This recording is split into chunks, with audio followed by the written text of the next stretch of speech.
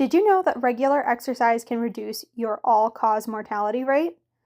That means it's reducing all possible ways for you to die of health complications. And regular exercise doesn't have to be some huge commitment to a regimented program, and it doesn't have to be scary.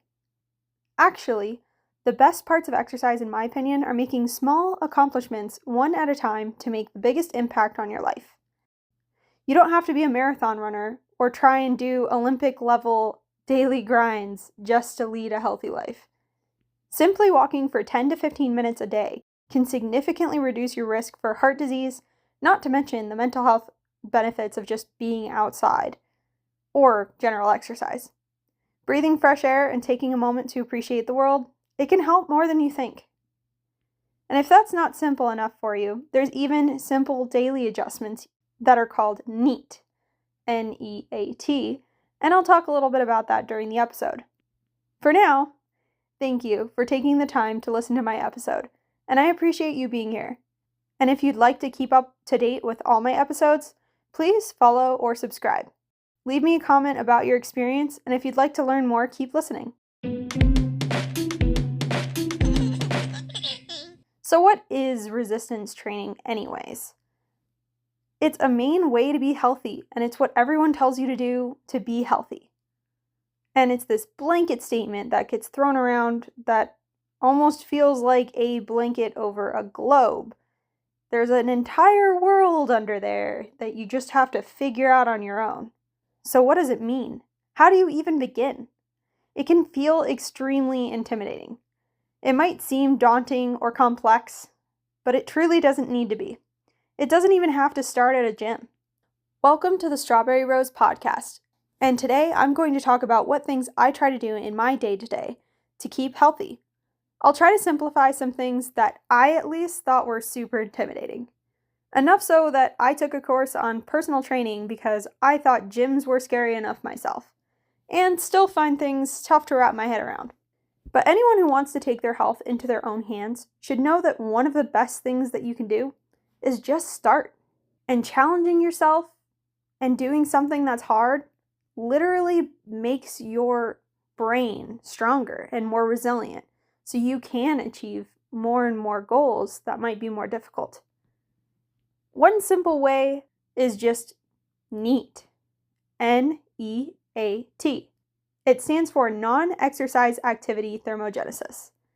These are just some simple decisions you can make to impact your day and overall health. An example would be taking the stairs instead of the escalator or an elevator, and parking further away from the front of a store. You can do this in consideration as well. Like, if you don't need to use the close spots or you're not in a hurry, you can use that as an opportunity to use it to your advantage. Those seemingly small choices add up and can help you be healthier in the long run. If you walk further in a parking lot, you're just doing a small thing that impacts your health. And when it comes to general exercise, just use what's accessible to you. If using NEAT to your advantage is the only thing that you can do because you live in a place that it's not very easy for you to do things, or you're super busy, you can just try and make those small changes to build better health. And you can just use what's accessible to you. If you have 2 legs that work, you can walk. Just take a stroll around your neighborhood.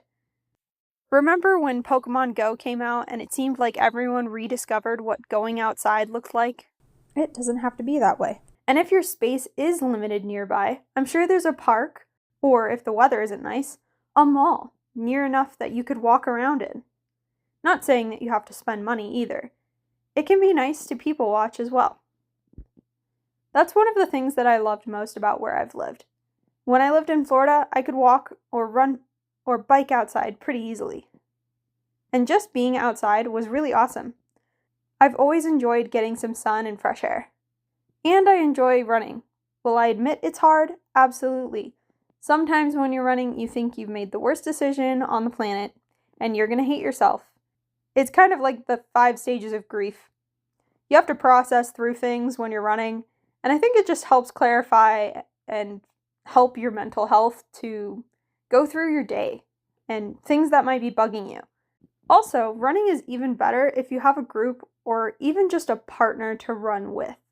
Heck, in Florida, you could even go swimming at the beach, and that I definitely miss. Snorkeling and diving just right off of the coast was definitely something that I appreciated and utilized. Now that I live in Nevada, I get to hike almost endlessly with options.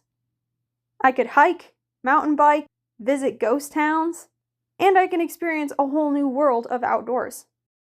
I don't think there's anything quite like being able to just walk up to even a small mountain trail in a neighborhood and just look over the houses or town. I don't think it'll ever get old.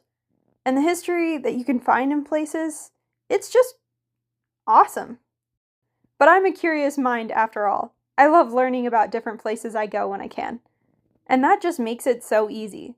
The best way that you could do this is to just set some time aside for yourself or your family to get outside when you can.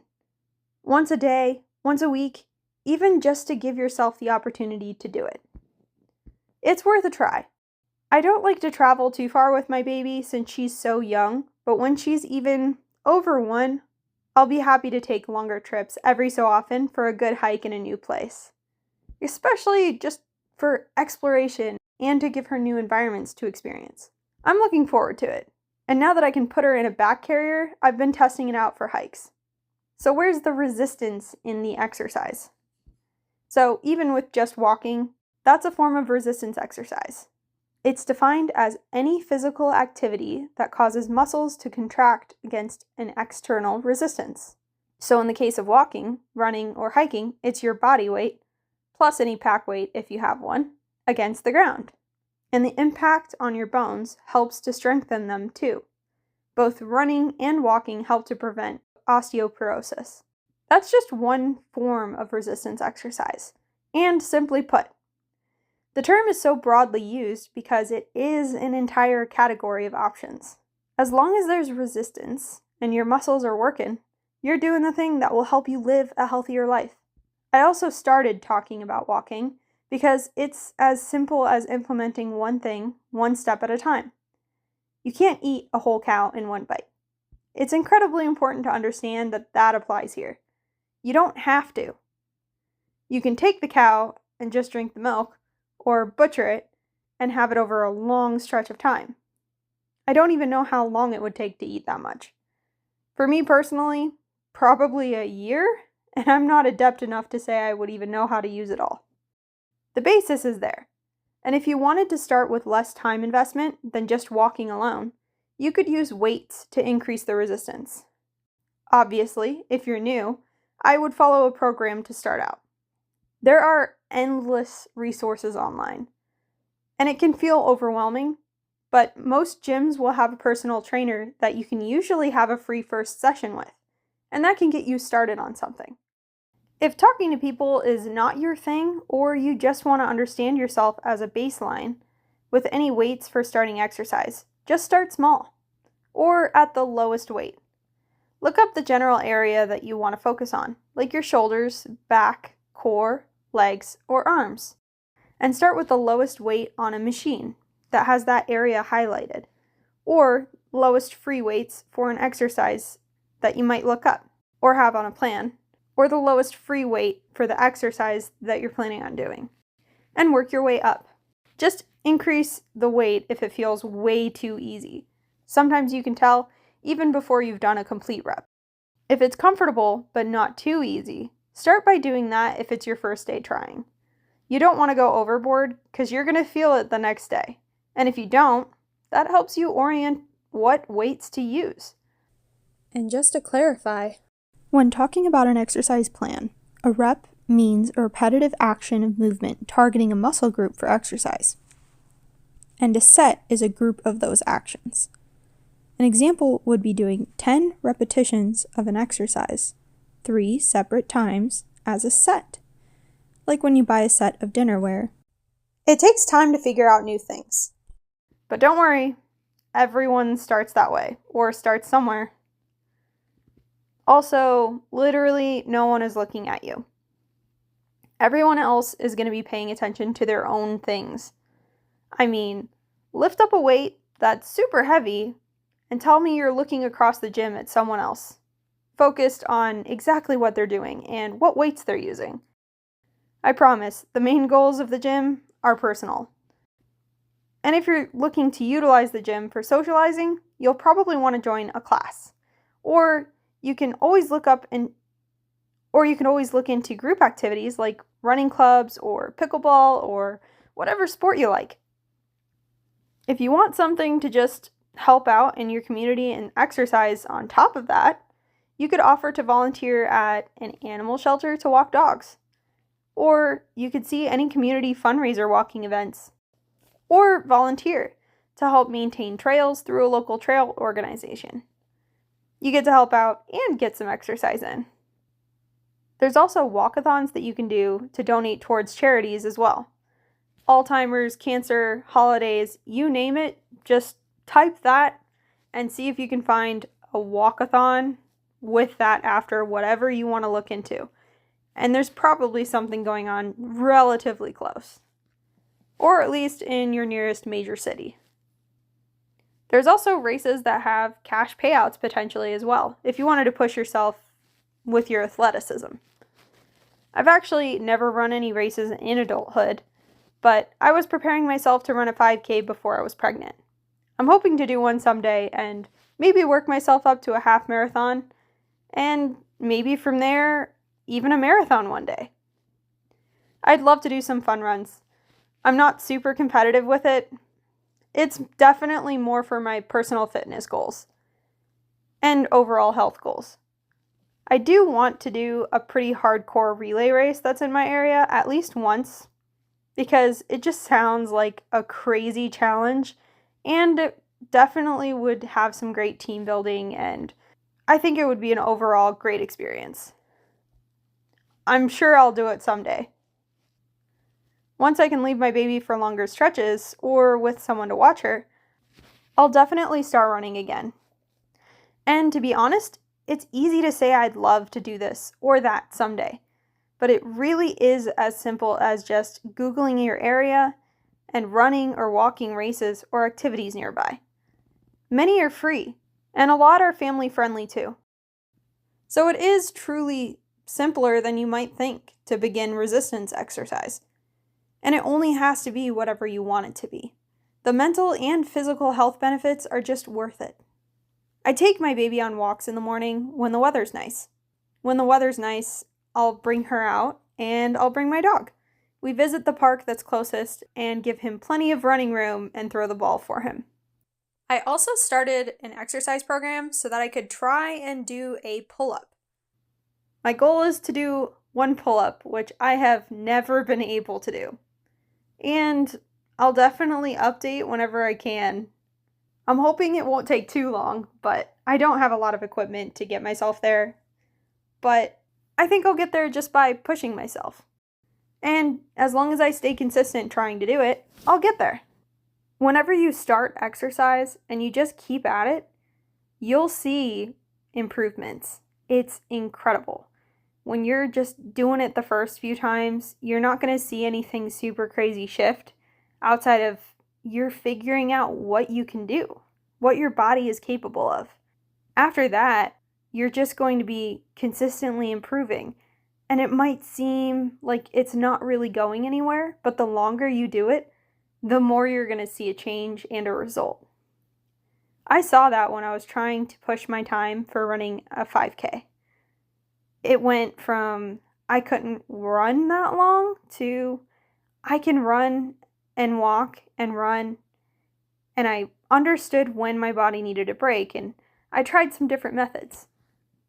It really helped me just feel more confident in myself.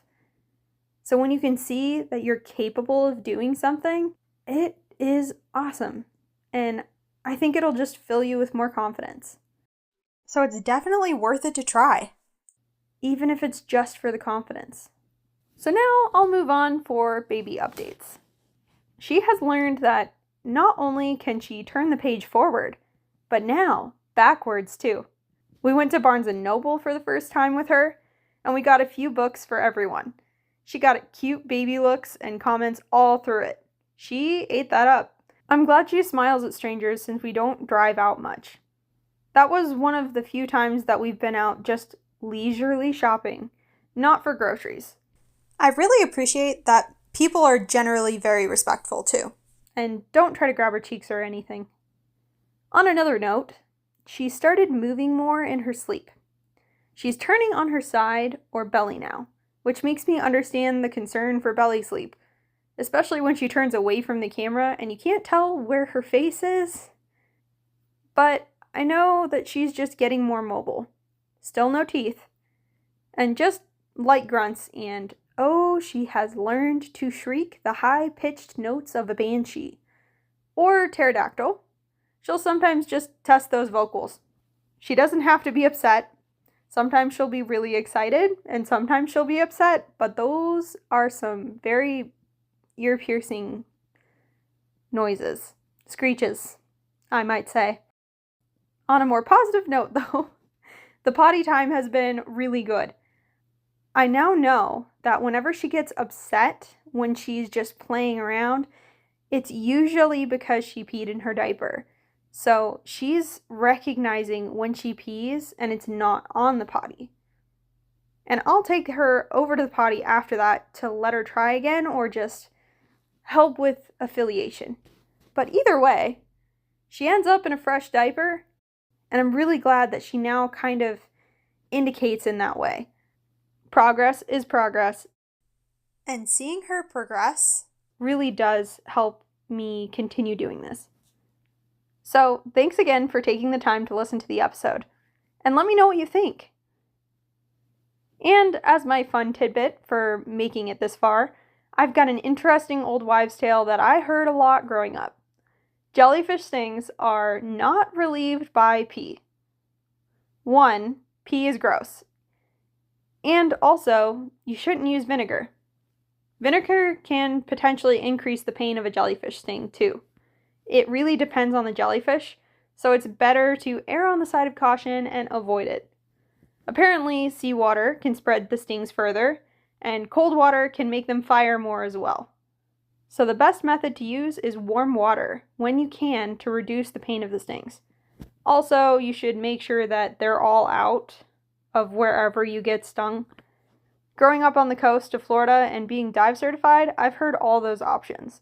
So it's good to hear what to actually do in this situation. And if you're on vacation or live somewhere that you could get stung by a jellyfish. I actually got stung by a man-o-war on a snorkeling trip, and I still have dots in my hand because I didn't realize that the stingers were still in there until after we got back from the boat. And then I went to the nurse's office because this was on a school trip. And yeah, to this day, I have these little teeny tiny red dots on my knuckles where I had swum into a man-o-war that was in shallower water than I thought. And I'm really glad it was that small. They are really similar to bee stings, but that's the best comparison to how it feels. And you definitely don't want that in there longer than it needs to. That trip, everyone on my boat got stung by different jellyfish. I'm glad that, unlike one girl, it wasn't on my face. So, thanks again for joining me, thanks for listening, and I hope you guys have a great day.